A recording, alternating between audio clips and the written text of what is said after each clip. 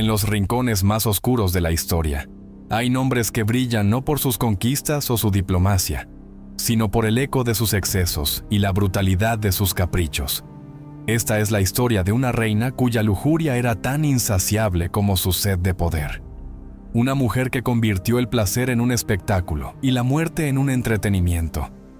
Dicen que en su palacio, al caer la noche, los muros gemían más que los esclavos, porque allí el deseo era una competencia, y el que perdía no amanecía. Su nombre ha sido sepultado bajo siglos de mitos, censuras y crónicas incómodas. Algunos la comparan con Semíramis, la legendaria reina de Babilonia. Otros aseguran que fue más libertina que Cleopatra, más cruel que Mesalina. Pero esta mujer no es una leyenda. Existió, gobernó y fue temida incluso por sus propios dioses. El crimen más infame que se le atribuye ha estremecido a historiadores y antropólogos durante generaciones. Organizaba concursos sexuales entre sus esclavos, no por amor, no por placer, por puro entretenimiento. Los dos esclavos debían copular frente a toda la corte. El que alcanzara el orgasmo primero era recompensado. El que fallara era ejecutado en el acto, a veces por ella misma, a veces por bestias hambrientas, siempre con una sonrisa en los labios de la reina. Perversión, sadismo, una forma retorcida de mantener el poder. Lo cierto es que detrás de ese horror había una mente brillante, calculadora y devastadoramente manipuladora. Su ascenso no fue casualidad. Su trono no lo heredó, lo conquistó con veneno, belleza y sangre. Antes de ser reina, fue hija bastarda de un sacerdote del templo de Ishtar y de una esclava númida. Nació en un mundo donde las mujeres eran propiedad, no líderes, pero ella se negó a aceptar ese destino. Desde pequeña mostró un talento especial para observar, para imitar, para seducir. Aprendió varios idiomas antes de los 12 años y usaba su belleza para infiltrarse en los círculos del poder. No como una amante, sino como una amenaza silenciosa que nadie supo reconocer a tiempo. Vivió sus primeros años en las sombras del imperio asirio. Un imperio tan brutal como sofisticado, donde los jardines colgantes florecían junto a campos de ejecución. Su madre murió apedreada por desobedecer una orden de su amo. Su padre fue ejecutado por conspirar contra un noble de alto rango, y ella sobrevivió. Aprendió que el poder se toma, no se pide. A los 14 años ya estaba infiltrada en la corte de un gobernador. A los 16 ya había envenenado a 2 esposas legítimas. A los 18 se convirtió en concubina principal del rey. Pero eso no era suficiente. Ella no quería ser una sombra en la cama de un hombre. Quería su corona, su cetro y su sangre. Durante años jugó con la política como si fuera un tablero de ajedrez. Sedujo, manipuló, chantajeó. Usaba los secretos íntimos de los nobles como armas y su belleza como carnada. Cuentan que una vez convenció a un general de asesinar a su propio hermano a cambio de una sola noche con ella. Esa noche nunca llegó. El general fue envenenado días después, cuando el rey murió envenenado misteriosamente, con síntomas similares a los que su padre había sufrido décadas antes. Nadie se atrevió a acusarla. Pero todos sabían, y todos callaron, porque cuando ella ascendió al trono, lo hizo con una mirada que decía más que 1000 decretos. El placer es mío, la muerte también. Su coronación fue tan fastuosa como macabra. En lugar de sacrificios rituales de animales, ofreció sangre humana, decapitó a 13 vírgenes públicamente como ofrenda a sus dioses. Luego se desnudó frente al pueblo, untada en aceites aromáticos y sangre, y prometió un reinado de placer, abundancia y justicia. Pero a su manera. El trono que conquistó no sería gobernado con leyes, sino con sus propios deseos. Su corte no sería una de sabios, sino de esclavos hermosos y temblorosos. Y su reinado, un desfile de placeres oscuros y decisiones impensables. Pero, ¿cómo fue posible que una mujer así ascendiera sin oposición en uno de los imperios más patriarcales de la antigüedad? ¿Qué eventos históricos la empujaron hacia el poder absoluto? En la historia, las grandes transformaciones casi nunca ocurren por azar. Y el ascenso de esta reina no fue una excepción, fue la tormenta perfecta. Una mujer ambiciosa, un imperio fracturado y una élite política más interesada en conservar sus privilegios que en proteger al pueblo. Corría el siglo VIII a.C. El imperio asirio, en su apogeo territorial, comenzaba a mostrar señales de fatiga interna. Las conquistas eran constantes, sí, pero la administración de los nuevos territorios estaba plagada de corrupción, traiciones internas y hambre de poder. Los nobles se traicionaban entre sí. Los sacerdotes se disputaban la supremacía religiosa. Y el rey, viejo y enfermo, apenas podía mantenerse en pie. En ese contexto, una figura como ella era el filo perfecto en una daga envuelta en seda. Nadie la vio venir. Era una simple concubina, pero ya había conquistado el oído del rey. Mientras las esposas legítimas se enfrascaban en luchas internas por la sucesión, ella ofrecía al rey algo más que placer: calma, consejos, inteligencia estratégica. Y es que esta reina, a quien llamaremos Ninsaria, nombre tomado de tablillas fragmentadas halladas en la región de Kalú, no solo seducía cuerpos, seducía mentes. Sabía escuchar como ningún otro cortesano. Aprendía rápido, analizaba mejor. Y lo más importante, conocía los secretos de todos. Ninsaria fue testigo de las purgas internas provocadas por la muerte del heredero primogénito en una revuelta. Ese hecho dejó un vacío de poder que los nobles intentaron llenar a la fuerza. Pero mientras las familias más poderosas se enfrentaban en guerras civiles encubiertas, Ninsaria operaba en silencio. Reunía aliados invisibles, eunucos del palacio, esclavos, escribas, generales resentidos. A todos les ofrecía algo: poder, venganza, sexo o una mezcla letal de todo. Pero fue la peste lo que le abrió las puertas definitivas. Una epidemia desconocida arrasó la capital durante 2 años. Los templos se llenaron de cadáveres. El pueblo, desesperado, buscaba respuestas en los dioses, y los sacerdotes no las tenían. Ninsaria, en cambio, organizó rituales públicos de purificación, donde ofrecía su propio cuerpo como canal entre lo divino y lo humano. Desnuda, danzaba entre inciensos y vírgenes en sacrificio, clamando por la sanación del reino. Y cuando la peste finalmente cedió, el pueblo la consideró una semidiosa. Ahí nació el mito, ahí comenzó el culto. El rey, débil y aterrorizado, no tenía otro sostén. Las demás esposas estaban muertas o envenenadas, sus hijos desaparecidos o exiliados. Solo ella quedaba. Solo Ninsaria tenía la simpatía del pueblo, el respeto del ejército y el temor de la nobleza. El Consejo Real, sabiendo que una guerra civil sería inminente si no se designaba un sucesor, tomó una decisión drástica: elevarla al trono como regente hasta que apareciera un heredero varón legítimo. Pero eso nunca sucedió, porque cada candidato que surgía moría, misteriosamente, con síntomas que recordaban al viejo veneno que su padre usaba en las ceremonias de los templos. Para sellar su poder, Ninsaria no proclamó su reinado con leyes, lo hizo con sangre y placer. Declaró el primer Festival de los Sentidos, un evento anual donde miles de esclavos eran liberados, solo para competir entre ellos en desafíos de placer, resistencia y dolor. El espectáculo se transmitía por todo el reino como señal de su nuevo orden, uno donde el goce carnal era símbolo de divinidad y la derrota, sentencia de muerte. Pero eso era solo la superficie. Lo que Ninsaria realmente hizo fue eliminar toda oposición bajo el disfraz del entretenimiento. Cada noble que se rehusó a jurar lealtad fue obligado a ofrecer un miembro de su familia para participar en los festivales. Quien se negara era ejecutado por traición. Así, transformó su lujuria en una maquinaria política. Cada orgasmo fingido, cada muerte teatral, era un acto de dominio.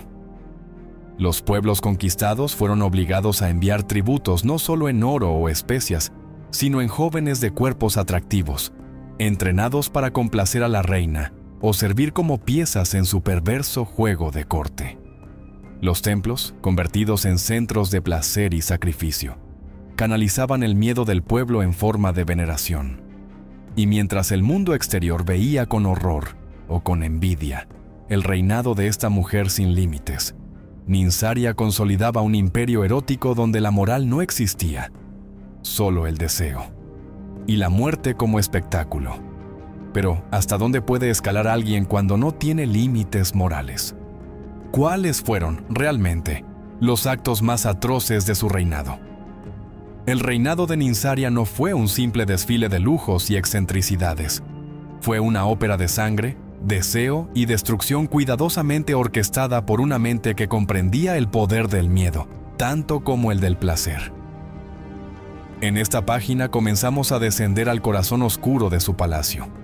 No a las cámaras del trono, sino a las cámaras ocultas, donde se escribieron los capítulos más monstruosos de su legado. Los esclavos eran moneda, no solo fuerza de trabajo, eran carne con nombre, forma y función específica. Ninsaria, obsesionada con el control absoluto, diseñó un sistema de etiquetado carnal. A cada esclavo se le tatuaba en la frente una marca, una flor si era objeto de placer, una serpiente si era para castigo, y un cuervo si estaba destinado a morir. Estos últimos eran conocidos como los ofrendados, y solo podían vivir hasta que la reina se aburriera de ellos. Los juegos sexuales que organizaba no eran simples orgías palaciegas, eran competencias letales. Cada semana se celebraban los llamados duelos del jadeo. 2 esclavos, hombres o mujeres, eran preparados durante días, alimentados, hidratados, perfumados, y luego arrojados a una plataforma de mármol ante la mirada atenta de los nobles. El desafío: lograr excitarse y mantener la erección o la lubricación durante más tiempo que el oponente, sin alcanzar el clímax. El primero en derramarse perdía. Y la pérdida no era simbólica. Los castigos eran públicos y diseñados para entretener. Al esclavo perdedor se le amputaban los genitales con cuchillas rituales hechas de obsidiana. En ocasiones, Ninsaria misma ejecutaba la sentencia mientras el público aclamaba. Y si algún espectador mostraba desagrado, era invitado a participar en la siguiente ronda. Nadie se negaba. A los esclavos ganadores no siempre les iba mejor. Muchos eran recompensados, con un lugar en el harén privado de la reina. Pero ese harén era un laberinto de placer y tormento. Se decía que las paredes estaban acolchadas no con seda, sino con piel humana curtida. Las camas tenían grilletes tallados con oro. Y cada noche, Ninsaria elegía a uno de sus favoritos para lo que ella llamaba la danza del alma. Una ceremonia en la que el esclavo debía satisfacerla hasta el amanecer, bajo amenaza de muerte si la reina no alcanzaba el éxtasis al menos 3 veces. Uno de los relatos más perturbadores proviene de un escriba anónimo que escapó del palacio y dejó su testimonio en una tablilla rota hallada siglos después. Describe cómo una noche, durante el solsticio, Ninsaria ordenó reunir a 100 niños y niñas de entre 10 y 13 años, esclavos de territorios recién conquistados. Los vistió con túnicas doradas, los embadurnó con aceites afrodisíacos y los condujo al centro de un anfiteatro construido especialmente para la consagración del placer sagrado. Allí, frente a la corte, les ordenó danzar hasta el agotamiento, mientras sacerdotes recitaban versos dedicados a Ishtar. A cada niño que caía de cansancio, se le degollaba como ofrenda. Los cuerpos eran arrojados a un pozo de incienso y fuego. Ninsaria llamó a eso la cosecha de inocencia. También instauró los banquetes de carne viva, donde se servían platos exóticos sobre cuerpos humanos. Algunos eran esclavos drogados para no moverse, otros condenados a muerte que debían sostener las bandejas con la boca o el pecho, mientras se les cortaba lentamente. Para la reina, el sufrimiento era una especia más, pero quizás su acto más infame fue con el general Tarzamil, quien había sido su amante y aliado político durante años. Cuando ella sospechó que planeaba una rebelión, no lo ejecutó como a cualquier traidor. Lo desnudó, lo encadenó a una columna en medio de la plaza principal y lo obligó a presenciar una orgía pública donde todos los participantes eran esclavos que él había capturado en batalla. Uno a uno, los esclavos lo humillaron sexualmente bajo sus órdenes mientras el pueblo miraba. Luego, le fue cortada la lengua, los párpados, y fue sumergido en leche de cabra para atraer insectos. Murió a los 3 días, devorado lentamente. Su cadáver fue expuesto durante un mes. Todo esto no eran simples actos de sadismo, eran estrategias. Ninsaria gobernaba con miedo estético. Convertía el horror en belleza, la muerte en espectáculo. Desdibujaba los límites entre la adoración, la obediencia y el deseo. Y sin embargo, el pueblo seguía apoyándola, porque bajo su reinado, los graneros estaban llenos, los enemigos eran derrotados y la plaga no volvió. Muchos la veían como una diosa, otros como una maldición disfrazada de perfume, pero lo peor estaba aún por venir, porque su reinado no se detuvo en estas prácticas. Cuando uno cree que ha visto el límite del horror, Ninsaria lo empujaba más allá, porque para ella, el dolor no era solo una herramienta de control físico, sino también espiritual. No bastaba con torturar el cuerpo, necesitaba dominar el alma. Y en esa ambición descarnada, comenzó a explorar dimensiones más oscuras que lo político o lo carnal. Se adentró en el misticismo, el ocultismo y los rituales más antiguos de la Mesopotamia profunda, aquellos que los propios sacerdotes habían prohibido siglos atrás por considerarlos demasiado peligrosos, incluso para los dioses. La reina fundó un nuevo culto, oculto bajo el disfraz de religión oficial. Lo llamó el Sendero Carmesí, y decía que era el camino hacia la inmortalidad por medio de la energía sexual y el sacrificio humano. Sus templos no eran visibles desde el exterior, estaban ocultos bajo el palacio, excavados en criptas oscuras donde el eco de los lamentos parecía nunca extinguirse. En ellos, sacerdotes castrados, conocidos como los silenciosos, realizaban ceremonias que mezclaban el erotismo, la astrología y la muerte en una sola experiencia. Uno de los rituales más documentados fue el vínculo de los 6 alientos. Se seleccionaban 6 jóvenes esclavos, cada uno representando un elemento sagrado: fuego, agua, tierra, aire, sangre y semen. Durante la ceremonia, cada uno debía entregar su aliento vital mediante diferentes formas de muerte ritual: ahogo, quemadura, desangramiento, estrangulación, castración y decapitación. La reina asistía desnuda, ungida con aceites aromáticos, sentada sobre un trono de huesos cubierto con piel humana curtida. Al finalizar, se bañaba en la sangre y el sudor de los sacrificados, mientras recitaba invocaciones en lenguas extintas. Se decía que Ninsaria era capaz de predecir guerras, plagas y rebeliones, porque se alimentaba del sufrimiento humano. Sus visiones venían después de estos rituales, cuando caía en trances prolongados, donde murmuraba nombres y fechas con exactitud profética. Algunos creían que había hecho un pacto con la diosa oscura, Ereshkigal, reina del inframundo sumerio, a quien ofrecía el alma de cada víctima a cambio de longevidad y dominio sobre los vivos. Pero su fascinación no terminaba en la muerte. También buscaba romper la psique. Experimentaba con estados alterados de conciencia inducidos por drogas psicotrópicas traídas desde las montañas de Persia y combinadas con prácticas sexuales extremas. Las víctimas eran obligadas a participar en estos rituales durante días enteros, sin comida ni agua, bajo un estado de delirio inducido, hasta que sus mentes se fracturaban por completo.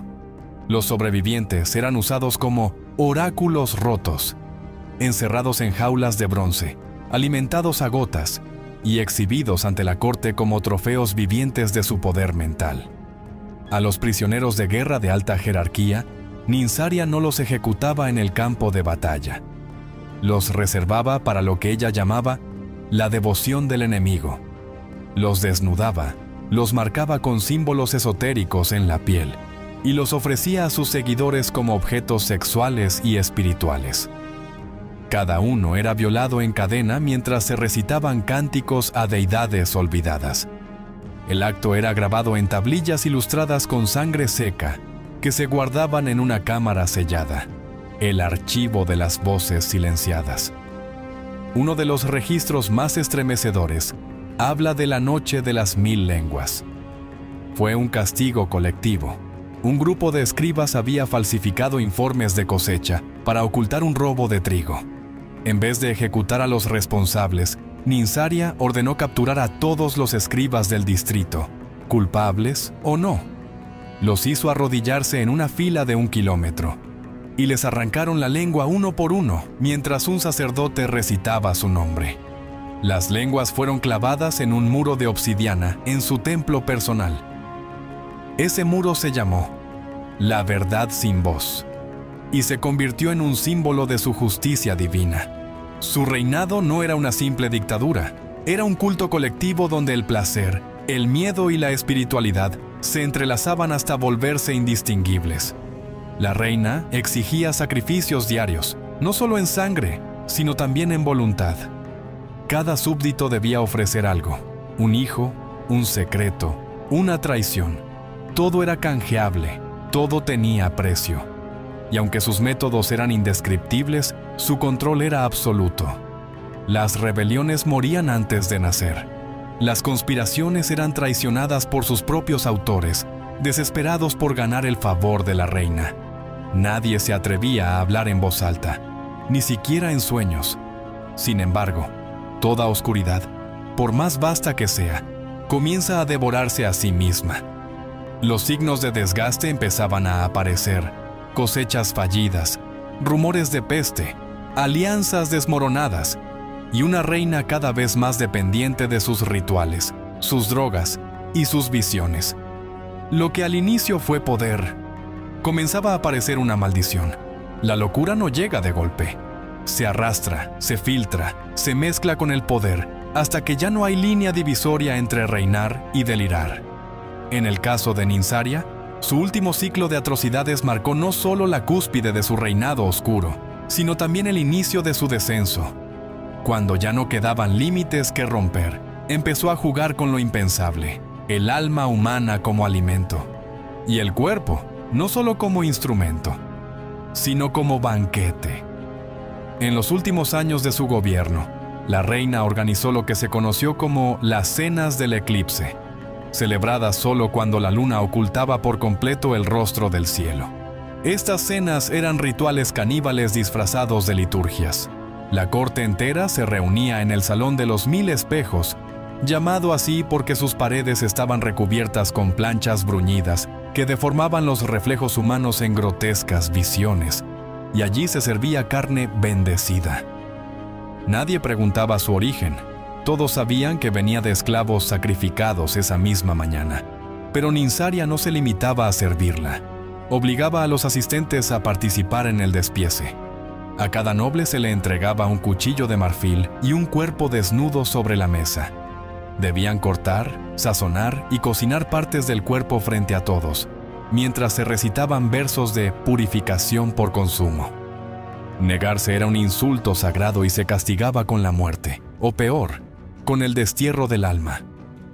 Esto último implicaba la ejecución del condenado seguido por la quema de su cuerpo y el encierro de sus cenizas en una vasija sellada con plomo, la cual era arrojada al río Éufrates sin ningún ritual de paso.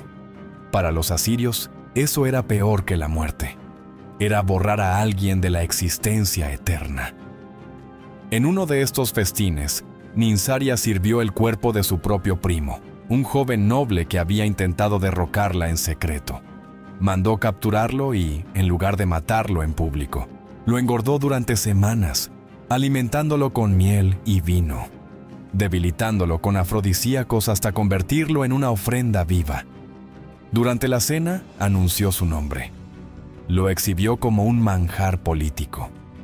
Y cuando los invitados intentaron retroceder, ella misma cortó la primera porción, la sostuvo en alto y pronunció: «El traidor se digiere mejor cuando se come sin culpa». Ese momento marcó un antes y un después. Ya no se trataba de gobernar, se trataba de devorar, controlar, fundirse con sus enemigos, convertirlos, literalmente, en parte de su cuerpo. Los últimos decretos de Ninsaria rayaban en el absurdo ritualista. Mandó construir una réplica exacta de su palacio. Bajo tierra, una ciudad de espejo, invertida, donde las paredes eran de sal y los tronos de hueso. Allí pasaba semanas enteras, hablando con sombras, acariciando cuerpos sin vida y asegurando que escuchaba las voces de sus víctimas guiándola hacia la iluminación final. Creó el cargo de médico del placer eterno, un título otorgado a un alquimista que afirmaba haber descubierto el elixir de la perpetua erección. Este hombre, según los archivos, fue obligado a experimentar con más de 400 esclavos hasta crear una sustancia que mantenía el cuerpo en estado de excitación permanente, pero que también provocaba dolor, parálisis y alucinaciones. Los esclavos eran inyectados y expuestos en las plazas, convertidos en estatuas humanas temblorosas que lloraban sin poder cerrar los ojos. Ninsaria las llamaba las esculturas del deseo eterno. La tortura se volvió arte, y el arte, castigo. Mandó crear una orquesta compuesta solo por músicos ciegos, cada uno amputado de manos, obligados a tocar instrumentos con la boca y los pies, mientras un esclavo les aplicaba descargas con varas de cobre si se desafinaban. La música de su corte era un concierto de gemidos, crujidos y gritos amortiguados. El pueblo, antaño adorador, comenzó a temer incluso pronunciar su nombre. Las ofrendas empezaron a retrasarse. Los soldados comenzaron a desertar. Y las voces en las calles, aunque bajas, hablaban de rebelión. La reina, sin embargo, no parecía percatarse. Su mundo ya no era el del reino, sino el de su mente infestada de símbolos, placeres y espectros. En una ocasión, uno de sus sacerdotes personales la encontró hablando con un cadáver sentado en su trono. Estaba cubierta de sangre seca, los ojos en blanco, repitiendo: «Mi reino es perfecto. Ellos gimen por mí». Los actos atroces, en este punto, ya no se realizaban para mantener el poder. Eran expresión pura de una demencia alimentada por años de impunidad, rituales y droga espiritual. Había cruzado la línea entre reina y espectro. Pero incluso los monstruos más temidos tienen un punto débil. Ningún imperio, por más aterrador o erótico que sea, escapa a la gravedad de sus propias sombras. Y el de Ninsaria, edificado sobre cuerpos rotos, mentes devastadas y orgías bañadas en sangre, no fue la excepción. Durante años, su dominio pareció absoluto. Pero el precio del terror es alto. Solo puede sostenerse mientras todos lo temen más que al hambre, más que a la peste, más que a sí mismos. Y un día, el miedo ya no bastó. La primera grieta fue el silencio. Los mensajeros dejaron de llegar a la capital. Los gobernadores de provincias comenzaron a actuar por cuenta propia. Algunos se declararon profetas de nuevos dioses. Otros simplemente desaparecieron con sus ejércitos, llevándose oro, esclavos y promesas. Las caravanas que traían trigo del norte empezaron a ser asaltadas. El comercio colapsó, y en las plazas del pueblo, antes escenario de orgías sagradas y festivales sensuales, comenzaron a aparecer cuerpos colgados con mensajes tallados en los huesos. «No en mi nombre». La reina reaccionó con brutalidad. Ordenó redadas en los barrios bajos, arrestos masivos, decapitaciones públicas. Su última gran ejecución fue conocida como la Tarde de los Corazones Calcinados. Mandó abrir en vivo el pecho de 50 sospechosos de conspiración para arrancar sus corazones y quemarlos frente al palacio, asegurando que así purificaría la traición que se respiraba en el aire. Pero ya era tarde. Aquello no purificó nada. Solo encendió el odio como una antorcha entre el pueblo. Los soldados comenzaron a desertar. Algunos se suicidaban para evitar cumplir nuevas órdenes. Otros escapaban de noche, disfrazados de mendigos, ocultando sus armas para unirse a células rebeldes que ya empezaban a organizarse en los desiertos y montañas cercanas. Los templos antiguos, abandonados durante décadas por órdenes de Ninsaria, fueron reabiertos en secreto. Los sacerdotes que habían sobrevivido a las purgas reaparecieron como símbolos de una verdad que no se había extinguido, y los nombres de dioses olvidados comenzaron a ser susurrados en los callejones como antídoto contra el terror. Un día, el palacio despertó vacío. Las cocinas no tenían fuego. Las concubinas habían desaparecido. Los eunucos, antes incondicionales, se habían ahorcado en silencio. Y los esclavos habían huido. Lo imposible había sucedido. La maquinaria del deseo, de la muerte y del culto se había detenido por completo, como un corazón que, tras latir en frenesí durante años, colapsa de agotamiento. La reina, furiosa, encerró a los pocos cortesanos que quedaban en el Salón de los Mil Espejos y los obligó a cantar himnos de obediencia durante 7 días seguidos, sin descanso. Cuando uno se desmayaba, otro debía tomar su lugar. Los que no podían cantar eran usados como instrumentos, cuerdas humanas, tambores de carne, flautas hechas con huesos. Pero ya no era un espectáculo, era el delirio final de una mente quebrada. Y entonces llegó la revuelta. La insurrección no fue dirigida por generales ni por nobles. Fue liderada por una mujer común, Asmak, hija de un herrero que había perdido a su hermana en los rituales de Ninsaria. Armó un ejército de campesinos, esclavos liberados y antiguos soldados. No eran muchos, pero no tenían miedo. La marcha hacia el palacio duró 3 días.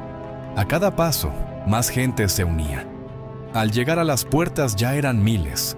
El palacio, desierto y silencioso, parecía abandonado por los dioses. Los soldados leales no ofrecieron resistencia. Sabían que estaban del lado equivocado de la historia. Los rebeldes avanzaron entre salones destruidos, templos profanados y fuentes de sangre coagulada.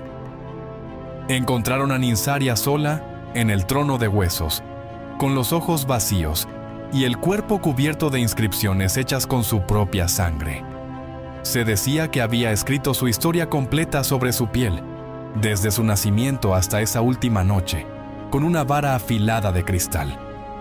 Cuando Asma se acercó, la reina la miró y sonrió. «He gozado más que 1000 reyes juntos», susurró, «y moriré con el estómago lleno de todos ellos». La ejecución no fue pública. Asma lo prohibió. Dijo que exhibirla sería perpetuar su culto.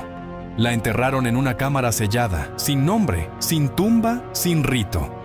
El palacio fue incendiado y reducido a cenizas. La ciudad se reconstruyó sin referencias a su reinado.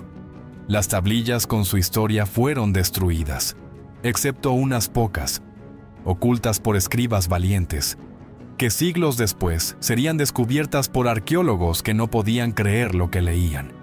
Y así cayó el imperio de la reina del deseo y del horror, no con una guerra, sino con un suspiro colectivo del pueblo, que por fin pudo dormir sin gemidos forzados, sin sangre en los muros, sin miedo al placer convertido en condena.